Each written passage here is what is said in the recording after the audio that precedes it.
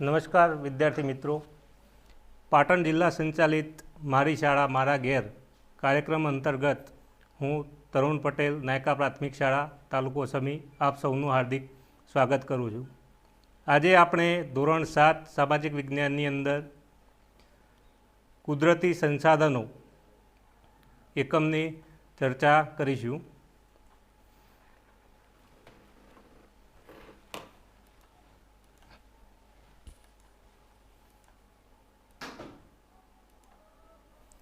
હવે સંસાધનો એટલે શું? સંસાધન કોને કહેવાય? તો સંસાધન પૃથ્વી પર મળી આવતા હવા, જળ, જમીન અને વનસ્પતિ અને ખનિજો જેવા માનવીને ઉપયોગમાં આવતા કુદરતી પદાર્થોને આપણે કુદરતી સંસાધન તરીકે ઓળખીએ છીએ। હવે આપણી આજુબાજુ મળી આવતી દરેકે દરેક વસ્તુ શું સંસાધન હોઈ શકે કે ના હોઈ શકે? તો અહીંયા આપણે વ્યાખ્યાની અંદર જ કીધું છે કે માનવીને ઉપયોગમાં આવતી વસ્તુ એને જ આપણે સંસાધન કહીએ છીએ।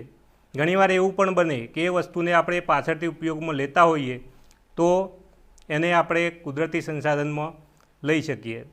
ઉદાહરણ તરીકે આદિમાનવ જ્યારે યુગ હતો એ વખતે આપણે ઘણી બધી ખનિજો હતી જમીનની અંદર, પરંતુ આપણને પ્રાપ્ત થઈ હતી નહીં। પરંતુ જેમ જેમ આપણે વિકાસ થતો ગયો એમ આપણે એનો ઉપયોગ કરતા થયા અને એ આપણા સંસાધનો બન્યા। હવે રાષ્ટ્રીય અર્થતંત્રની કરોડરજ્જુ ગણી શકીએ છીએ આપણે એને। તે લોકોની શક્તિ અને સમૃદ્ધિના આધારસ્તંભો છે। સંસાધનોની કેટલીક ચોક્કસ વિશિષ્ટતાઓ અને ઉપયોગિતાઓ છે। સંસાધનોને વધુ ઉપયોગી બનાવવા માટે માનવીએ વિવિધ તકનીકોનો ઉપયોગ કરવો જોઈએ। હવે કોઈપણ દેશની પ્રગતિનો આધાર જે કહેવો હોય આપણે તો એ કુદરતી સંસાધનોને ગણી શકીએ છીએ આપણે। જે દેશની અંદર કુદરતી સંસાધનો આપણને વધુ પ્રમાણમાં પ્રાપ્ત થશે એ દેશની અંદર પ્રગતિ કરી શકશે એ દેશ। હવે સંસાધનના પ્રકારની આપણે વાત કરીએ તો સંસાધનના પ્રકારોની અંદર આપણે બે પ્રકાર પાડી શકીએ છીએ એમના। એક કુદરતી સંસાધન, બીજો છે માનવસર્જિત સંસાધન। કુદરતી સંસાધનોની અંદર ભૂમિ, જળ, ખનિજો, જંગલોનો સમાવેશ કુદરતી સંસાધનોમાં કરી શકીએ છીએ। કુદરતી સંસાધનોના પણ બે પ્રકાર પડે છે, જૈવિક અને અજૈવિક સંસાધનો। હવે જૈવિક સંસાધનોની અંદર જંગલો, પ્રાણીઓ વગેરેનો સમાવેશ આપણે જૈવિક સંસાધનોની અંદર કરી શકીએ છીએ। અજૈવિક સંસાધનો તો ભૂમિ, હવા, જળ અને જમીન અજૈવિક સંસાધનો છે। માનવ નિર્મિત સંસાધનો તો માનવે સર્જેલા ઔદ્યોગિક એકમો હોય, સ્મારકો હોય, ચિત્રકળા હોય અને સામાજિક સંસ્થાઓ વગેરેનો સમાવેશ આપણે માનવ સર્જિત અથવા માનવ નિર્મિત સંસાધનોની અંદર કરતા હોઈએ છીએ। એમાં મનુષ્યની અંદર રહેલા જ્ઞાન, બુદ્ધિ, કૌશલ્ય, સ્વાસ્થ્ય અને ગુણોનો સમાવેશ પણ માનવ સંસાધનની અંદર આપણે કરી શકીએ છીએ। માણસ અથવા મનુષ્ય જે છે એ પણ આપણે માનવ સંસાધનની અંદર લઈએ છીએ, કારણ કે કોઈપણ દેશની અંદર રહેલું માનવ સંસાધન કેવું છે એના પર એ દેશના વિકાસનો આધાર રહેલો હોય છે। સંસાધનો આપણને કઈ રીતે ઉપયોગી થાય છે તો એનો ખેતીથી શરૂ કરી અને આપણે ઉદ્યોગ હોય કે પરિવહનની પ્રવૃત્તિ હોય, દરેકે દરેક પ્રવૃત્તિની અંદર આપણને સંસાધનો ઉપયોગી થતા હોય છે। એ સિવાય આપણે ખોરાક તરીકે અનાજ હોય કે બીજી જે આપણે ધાન્ય છે એ આપણને ખેતીમાંથી પ્રાપ્ત થાય છે। કાચા માલ તરીકે એનો ઉપયોગ કરી શકીએ છીએ ઉદ્યોગની અંદર। શક્તિના સંસાધન તરીકે આપણે એનો ઉપયોગ કરી શકીએ છીએ। કુદરતી સંસાધનો મર્યાદિત છે, જ્યારે માનવીની જરૂરિયાતો અમર્યાદિત છે। છેલ્લા કેટલાય વર્ષોથી તકનીકી ક્ષેત્રે થયેલા અસાધારણ વિકાસ અને વસ્તી વિસ્ફોટથી સંસાધનનો ઉપયોગ ખૂબ વધી ગયેલો છે। જો આપણે ગંભીરતાથી નહીં વિચારીએ તો માઠા પરિણામો ભોગવવા પડશે। એટલે જ ભવિષ્યની પેઢી માટે સંસાધનોનું રક્ષણ કરવું અથવા સંરક્ષણ કરવું એ આપણી સૌની ફરજ છે। સંસાધનોનું સંરક્ષણ એટલે શું? તો સંસાધનોનું સંરક્ષણ એટલે સંસાધનનો વિવેકપૂર્વક સુઆયોજિત ઉપયોગ કરવો। નવીનીકરણીય સંસાધનો, જે સંસાધનો પોતાની મેળે જ ચોક્કસ સમયમાં વપરાશી હિસ્સાની પૂર્તિ કરતા હોય અથવા અખૂટ હોય તેને આપણે નવીનીકરણીય સંસાધનો કહી શકીએ છીએ। જેમ કે જંગલો, સૂર્યપ્રકાશ। તો આ સંસાધનો એવા છે કે એનો એક વખત ઉપયોગ કર્યા પછી આપણે ટૂંક સમયમાં એનો ફરીથી ઉપયોગ કરી શકતા હોઈએ છીએ। બીજા અનવીનીકરણીય સંસાધનો છે કે જે સંસાધનો એકવાર વપરાયા પછી પુનઃ ઉપયોગમાં લઈ શકાતા નથી કે બનાવી શકાતા નથી। તો આવા સંસાધનોને આપણે અનવીનીકરણીય સંસાધનો કહીએ છીએ, જેમ કે પેટ્રોલિયમ છે, ખનિજ છે, કોલસો છે, કુદરતી વાયુ છે. તો આ બધા સંસાધનો એકવાર વપરાયા પછી આપણે એને ઉપયોગમાં લઈ શકતા નથી. ભૂમિ સંસાધન એટલે જમીન સંસાધન. હવે જમીન એટલે શું? તો સામાન્ય રીતે ભૂસપાટીનું ઉપલું પડ કે જેની અંદર વનસ્પતિ ઉગે છે તેને આપણે જમીન કહીએ છીએ. જમીન અનેકવિધ કણોની બનેલી હોય છે, જેમાં ખડકના નાના નાના ટુકડા, કાંકરા, માટીની રજ કે અજૈવિક જે રેગોલિત તરીકે ઓળખવામાં આવે છે, તેમાં હવા અને પાણી ભરે તો જમીન બને છે. હવે કોઈપણ દેશના આર્થિક વિકાસનો આધાર તે દેશની જમીનની ગુણવત્તા અને પ્રકાર ઉપર રહેલો છે. કોઈપણ દેશની અંદર જમીન જો ફળદ્રુપ હશે તો એ દેશની અંદર પાક સારો થશે અને એ દેશ પ્રગતિ કરી શકશે, આર્થિક રીતે સમૃદ્ધ બની શકે છે. હવે આપણે જમીનના પ્રકારોની ચર્ચા કરીએ તો ICAR ભારતીય કૃષિ સંશોધન પરિષદ દ્વારા ભારતની જમીનને 8 પ્રકારમાં વહેંચવામાં આવી છે. તો જમીનના 8 પ્રકારો કયા કયા? તો આપણે પહેલાં જોઈએ તો કાપની જમીન છે, બીજા નંબરે છે રાતી અથવા લાલ જમીન, ત્રીજા નંબરે કાળી જમીન, ચોથા નંબરે લેટેરાઇટ જમીન, પાંચમા નંબરે રણ પ્રકારની જમીન છે, છઠ્ઠા નંબરે પર્વતીય જમીન છે જે પર્વતીય વિસ્તારોની અંદર આવેલી હોય, છઠ્ઠા નંબરે જંગલ પ્રકારની જમીન એટલે કે જંગલોની જે જમીન છે તેની, અને આઠમા નંબરે દલદલ પ્રકારની જમીન જે સમુદ્ર અથવા નદી કિનારાના વિસ્તારોની અંદર કાદવ કીચડ ભરાવાથી પ્રાપ્ત બનેલી હોય. હવે જમીનનું ધોવાણ. તો ગતિશીલ પાણી કે હવા દ્વારા જમીનના ઉપલા કણોનું એક જગ્યાએથી બીજી જગ્યાએ સ્થળાંતર થાય તેને જમીનનું ધોવાણ કહીએ છીએ આપણે. અને આવું થાય તો જમીનની ફળદ્રુપતા છે અને એની ઉપજ જે છે એની અંદર ઘટાડો થતો હોય છે. ભૂમિ સંરક્ષણ અથવા જમીનનું ધોવાણ અટકાવવા માટેના ઉપાયો. ભૂમિ સંરક્ષણ એટલે જમીનનું ધોવાણ રોકીને જમીનની ગુણવત્તા જાળવવી. પડતર જમીનમાં વૃક્ષોનું વાવેતર કરવું, નદી, કોતરો અને પહાડી ડોળાઓ પર વૃક્ષો ઉછેરવા જોઈએ. રણની નજીકના ક્ષેત્રોમાં વાતા પવનોને રોકવા વૃક્ષોની હારમાળા ઉગાડવી જોઈએ. જ્યાં ડોળાવાળી જમીન છે ત્યાં પગથિયા પદ્ધતિથી ખેતી કરવી જોઈએ. પર્વતીય વિસ્તારોની અંદર આપણે ડોળાવાળી જમીન હોય ત્યાં આ રીતે ખેતી કરવામાં આવતી હોય છે. આડબંધ બાંધવા જોઈએ. જ્યાં પાણી વહી જતું હોય પાણીને રોકવા માટે આડા બંધો બાંધવા જોઈએ. જમીન પર અનિયંત્રિત ચરાણ પ્રવૃત્તિને અટકાવવી જોઈએ. હવે આપણને એમ થાય કે ચરાણ પ્રવૃત્તિથી ખેતીનું અથવા જમીનને શું નુકસાન થાય? તો આપણને ખ્યાલ છે કે વરસાદ આવે ને તો જમીનનું ઉપલું પડ છે મજબૂત થઈ જાય છે. હવે પશુઓ ચરાણ માટે જ્યારે જશે તેમના પગના કારણે એમની જે ખરીઓ છે એ જમીનને ઉપલું પડ જે કઠણ થયેલું છે એને તોડી નાખશે અને એ તૂટવાથી પવન અથવા પાણી દ્વારા એ જમીનનું ધોવાણ થતું હોય છે. એટલે ચરાણ પ્રવૃત્તિને પણ આપણે અટકાવવી જોઈએ. ફળદ્રુપતા ગુમાવી બેસેલી જમીનમાં પુનઃ સેન્દ્રિય પદાર્થોનું ઉમેરણ કરવું જોઈએ. હવે જળ સંસાધન. મહાસાગરો, ઉપસાગરો, નદીઓ, સરોવરો, ભૂમિગત જળ, તળાવ, ઝરણા વગેરેનો સમાવેશ આપણે જળ સંસાધનની અંદર કરતા હોઈએ છીએ. પૃથ્વી પર જળ સંસાધનનો મુખ્ય સ્ત્રોત વરસાદ છે. આપણને પાણી જે પ્રાપ્ત થાય છે એ વરસાદ દ્વારા પ્રાપ્ત થાય છે. પુષ્ટીય જળ સ્ત્રોતો એટલે કે જમીન ઉપર રહેલા જળ સ્ત્રોતોની અંદર નદી, સરોવર, તળાવ, ઝરણા વગેરેનો સમાવેશ થાય છે. તેમાં મુખ્ય સ્ત્રોત નદી ગણવામાં આવે છે. પૃથ્વી પર પીવાલાયક પાણીનું પ્રમાણ 3% જ છે. પૃથ્વીનો ત્રીજો ભાગ જળ વિસ્તાર ધરાવે છે. હવે પૃથ્વી ઉપર આપણે જોવા જઈએ તો જે સાગરો આવેલા છે એ સાગરોની અંદર કુલ જે પાણી છે પૃથ્વી પર એનું 97% પાણી મહાસાગરોની અંદર છે.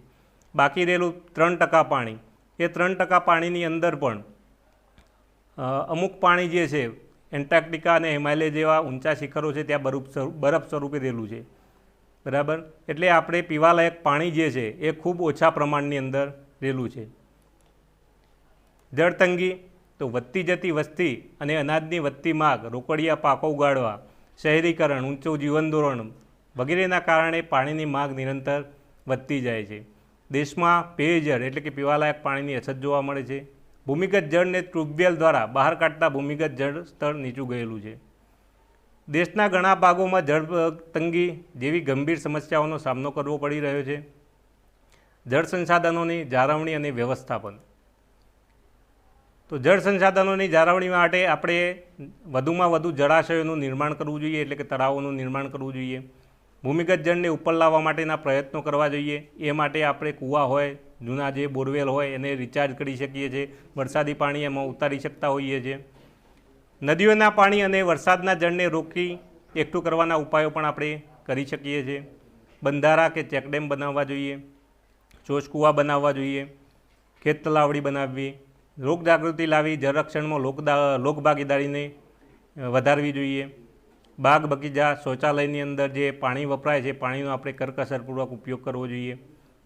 જળાશયો નદીઓને પ્રદૂષણથી બચાવવા જોઈએ. હવે ખનિજ સંસાધન, તો વર્ષો પહેલાં માનવી શિકાર માટે પથ્થરમાંથી બનાવેલા ઓજારોનો ઉપયોગ કરતો, એટલે કે માનવીની ખનિજ સાથેનો સંબંધ ખૂબ જૂનો છે. માનવ સંસ્કૃતિમાં માનવ વિકાસના તબક્કા ખનિજોના નામ પરથી ઓળખવામાં આવે છે. જેમ કે પાષાણ યુગ, તો પાષાણ યુગની અંદર આદિમાનવ જે છે પથ્થરનો ઉપયોગ કરતો. એના પછી તામ્રયુગ આવ્યો. તામ્રયુગની અંદર તાંબાના હથિયારો અને વાસણોનો ઉપયોગ કરતો થયો હોય. કાંસ્ય યુગની અંદર કાંસાનો ઉપયોગ કરતા થયા. લોહ યુગની અંદર લોખંડના ઓજારોનો ઉપયોગ કરતા થયા. અને વર્તમાન યુગને આપણે અણુયુગ તરીકે ઓળખીએ છીએ. ઔદ્યોગિક ક્રાંતિ પછી ખનિજોનું મહત્ત્વ અનેક ગણું વધી ગયું છે. ભારત પાસે પૂરતા પ્રમાણમાં ખનિજ સંપત્તિ હોવાથી વિશ્વના દેશો સાથે કદમ મિલાવવા આગળ વધી રહ્યું છે. અહીંયા જુદી જુદી જે ખનિજો છે તમને જોવા મળશે. ખનિજ સંરક્ષણ, તો ઔદ્યોગિક ક્રાંતિ અને વસ્તી વધારાના કારણે કુદરતી સંસાધનોનો ઉપયોગ ખૂબ મોટા પ્રમાણમાં થવા લાગ્યો. પેટ્રોલિયમ પદાર્થ જેવા ખનિજો ખૂટી જવાના આરે આવીને ઊભા છે. ખૂટી પડવાના આરે આવેલા ખનિજોનો વિકલ્પ શોધાય તે જરૂરી છે. શક્ય હોય ત્યાં ખનિજોનો પુનઃ ઉપયોગ થઈ શકે તેવી પ્રક્રિયાઓ કરવી જોઈએ. ખનિજ સંસાધનોનો કરકસરપૂર્વક ઉપયોગ કરવો જોઈએ. હવે વન અને વન્યજીવ સંસાધન, કુદરત પાસેથી આપણે વિભિન્ન ચીજો મેળવી આપણી જરૂરિયાતો પૂર્ણ કરતા રહ્યા છીએ. જેમાં જંગલો અતિ મહત્ત્વનું સંસાધન છે. વન્યજીવન પણ નિરાળું છે અને વૈવિધ્યસભર છે. જંગલોનું મહત્ત્વ, તો જંગલોમાંથી મળતું શાક અને સાલનું લાકડું ઇમારતી લાકડા તરીકે વપરાય છે. તેમાંથી ઘરની ફર્નિચર આપણે જે ઘેર બનાવીએ છીએ એમાં એનો ઉપયોગ કરતા હોઈએ છીએ. દેવદાર અને ચીડના લાકડામાંથી રમતગમતના સાધનો બનાવવામાં આવતા હોય છે. વાંસમાંથી ટોપલા, ટોપલી, કાગળ, રેયન વગેરે બનાવી શકાય છે. જંગલમાંથી લાખ, ગુંદર, મધ, ઔષધિ વગેરે આપણને પ્રાપ્ત થતી હોય છે. જંગલમાં રહેતી પ્રજાને જંગલો આજીવિકા પૂરી પાડે છે. જંગલો પ્રદૂષણ અટકાવવા, વરસાદ લાવવા તથા જમીનનું ધોવાણ અટકાવવા માટે ઉપયોગી છે. ભારતમાં સૌથી વધુ જંગલો અંદમાન અને નિકોબાર ટાપુઓ, મિઝોરમ, મણિપુરા, ત્રિપુરા, અરુણાચલ પ્રદેશ વગેરે જેવા રાજ્યોમાં આવેલા છે. રાષ્ટ્રીય વન નીતિ અનુસાર કુલ ભૂમિભાગના 33% વિસ્તારમાં જંગલો હોવા જોઈએ. ગુજરાતમાં તેના કુલ ક્ષેત્રના 11.18% તથા ભારતના 23% વિસ્તારની અંદર જંગલો આવેલા છે. જંગલોના વિનાશના પરિણામો, તો પ્રદૂષણમાં વધારો થયેલો છે, વરસાદનું પ્રમાણ ઘટ્યું છે, દુષ્કાળની પરિસ્થિતિ ઊભી થાય છે, જમીનનું ધોવાણ, નિરાશ્રિત વન્ય પશુઓ તેમની ઘટતી સંખ્યા, વૈશ્વિક તાપમાનમાં વધારો અને પ્રાકૃતિક સૌંદર્યનો નાશ જે જંગલ વિનાશના કારણે ઊભા થયેલા જોવા મળે છે આપણને. વન સંરક્ષણ માટેના ઉપાયો, તો પર્યાવરણ શિક્ષણ અને પર્યાવરણીય જાગૃતિ લાવવી, વિવિધ સ્પર્ધાઓ અને પ્રવૃત્તિઓ દ્વારા જંગલોનું મહત્ત્વ સમજાવવું, પડતર જમીનમાં વૃક્ષારોપણ કરવું, શાળામાં ઇકો ક્લબની રચના કરી વિવિધ પ્રવૃત્તિઓ કરાવવી, વૃક્ષારોપણ, વન મહોત્સવ જેવા કાર્યક્રમને મહત્ત્વ આપવું. ઉજવણીના વિવિધ દિવસો, તો અહીંયા આપણે જોઈએ તો 21 માર્ચ વિશ્વ વન દિવસ તરીકે ઉજવવામાં આવે છે. 5મી જૂન વિશ્વ પર્યાવરણ દિવસ તરીકે ઉજવીએ છીએ. 4 ઓક્ટોબરને વન્ય પ્રાણી દિવસ તરીકે અને 29 ડિસેમ્બરને જૈવ વિવિધતા દિવસ તરીકે ઉજવવામાં આવે છે. વન્યજીવ સંસાધન, તો ભારતની અંદર જે વન્યજીવ સંસાધન છે એની અંદર ભારતમાં પક્ષીઓ, માછલા, સરીસૃપો, સસ્તન વર્ગના અને ઉભયજીવી પ્રાણીઓમાં ભારે વિવિધતા જોવા મળે છે. જમ્મુ કાશ્મીર અને લદ્દાખમાં કાશ્મીરી મૃગ અને જંગલી બકરીઓ જોવા મળે છે. ઉત્તરાખંડ, કર્ણાટક, કેરળ, અસમ વગેરે રાજ્યોમાં હાથી જોવા મળે છે. એક શીંગી ગેંડો ભારતનું વિશિષ્ટ પ્રાણી છે. તે અસમ અને પશ્ચિમ બંગાળના દલદલીય ક્ષેત્રોમાં વસે છે. કચ્છના નાના રણમાં અને તેને અડીને આવેલા ક્ષેત્રોમાં ઘુડખર એટલે કે જંગલી ગધેડા આપણને જોવા મળતા હોય છે. ભારત જ એક એવો દેશ છે જ્યાં સિંહ, દીપડો અને વાઘ ત્રણેય જોવા મળતા હોય છે. સિંહ ગુજરાતના ગીરના જંગલોમાં જોવા મળે છે, તો વાઘ પશ્ચિમ બંગાળ, મધ્યપ્રદેશ, મહારાષ્ટ્ર, કર્ણાટક, રાજસ્થાન, હિમાલયના ક્ષેત્રોમાં જોવા મળે છે. રોયલ બેંગોલ ટાઈગર એટલે કે બંગાળનો વાઘ, જેને આપણે ઓળખીએ છીએ, વિશ્વની 8 જાતિઓમાંથી એક છે. ગુજરાતમાં દાંતા, જેસોર, વિજયનગર, ડેડિયાપાડા, રતનમહાલ વિસ્તારમાં રીંછ જોવા મળે છે. ભારતમાં બતક, પોપટ, કાબર, કબૂતર, મેના વગેરે જાતિના પક્ષીઓ મોટી સંખ્યામાં આપણને જોવા મળે છે. ગુજરાતનું નળ સરોવર શિયાળામાં આવતા યાયાવર પક્ષીઓ માટે જાણીતું છે. સુરખાબ ગુજરાતનું રાજ્ય પક્ષી છે. ભારતના સાગર કિનારે મેકરલ, ઝીંગા, બુમલા, શાર્ક, ડોલ્ફિન, સાલ્મન વગેરે માછલીની પ્રજાતિ જોવા મળે છે. ભારતમાં વિવિધ પ્રકારના હરણ અને સાપની અનેક પ્રજાતિઓ આપણને જોવા મળે છે. હિમાલયના શીતવનોમાં લાલ પાંડા જોવા મળે છે. લુપ્ત થતું વન્યજીવન, તો ગુજરાતના જંગલોમાંથી વાઘ અને ભારતના જંગલોમાંથી ચિત્તો લુપ્ત થયેલ છે. કેટલાક પક્ષીઓ જેમાં ચકલી, સારસ, ઘુવડ, ગોરાડ અને ઘડિયાળ, મગર, ગંગે ડોલ્ફિન જેવા પ્રાણીઓ લુપ્ત થવાના આરે છે. ગુજરાતની નર્મદા, તાપી, સાબરમતી વગેરે નદીમાં જોવા મળતી જરબિલાડી એ પણ અત્યારે લુપ્ત થવાના આરે આવીને ઊભી છે. વન્યજીવ સંરક્ષણ, તો વન્યજીવો પર થતા અત્યાચાર અને શિકારી પ્રવૃત્તિને અટકાવવા માટે કડક અમલ કરાવવો જોઈએ.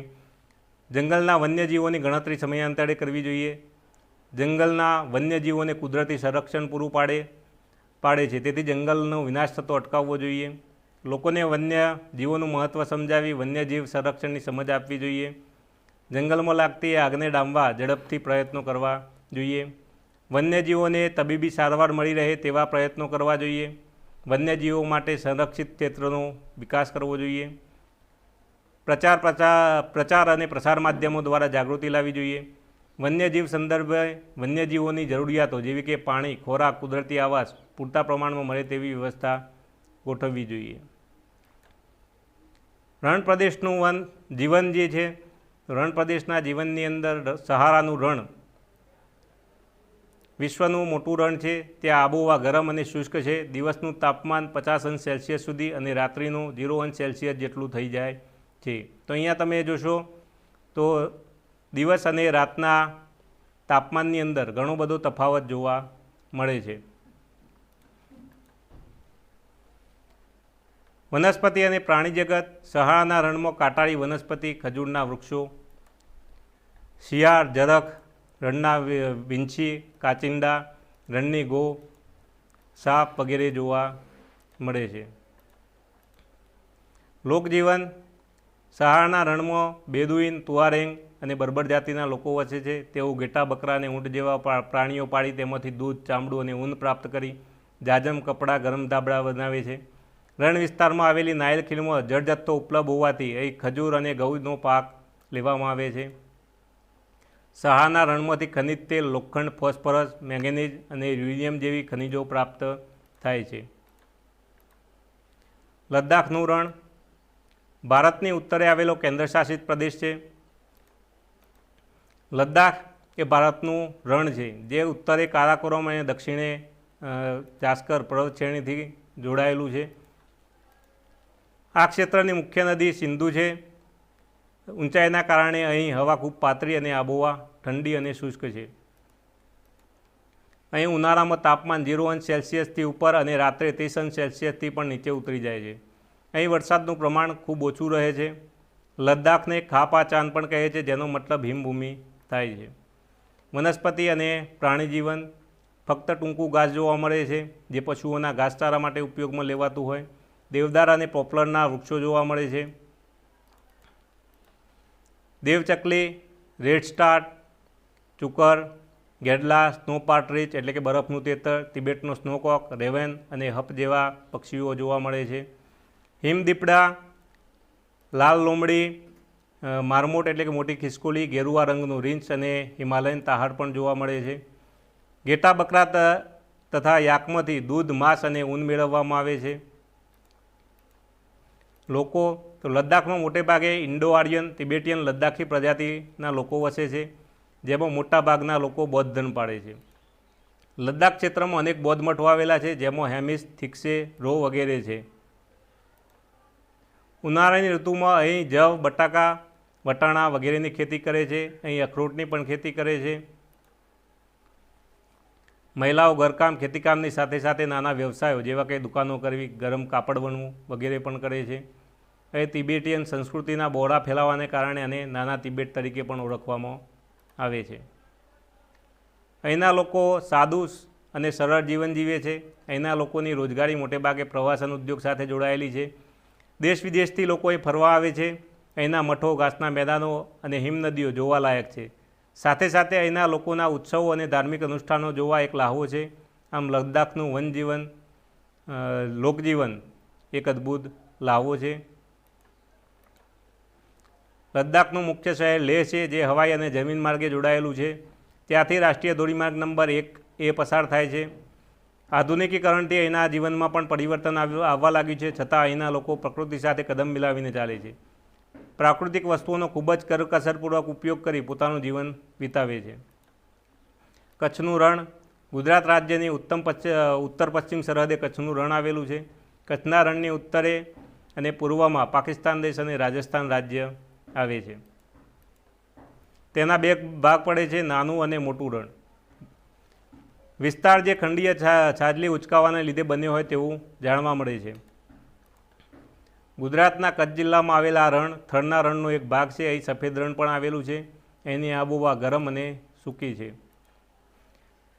વનસ્પતિ અને પ્રાણીજીવન. કચ્છના રણમાં બંને વિસ્તાર આવેલો છે. અહીં વિવિધ પ્રકારના ઘાસ અને કાંટાળા ઝાખરાઓ જોવા મળે છે. કચ્છના રણને આગળ વધતું અટકાવવા ગાડા બાવળના વૃક્ષો વાવવામાં આવ્યા છે.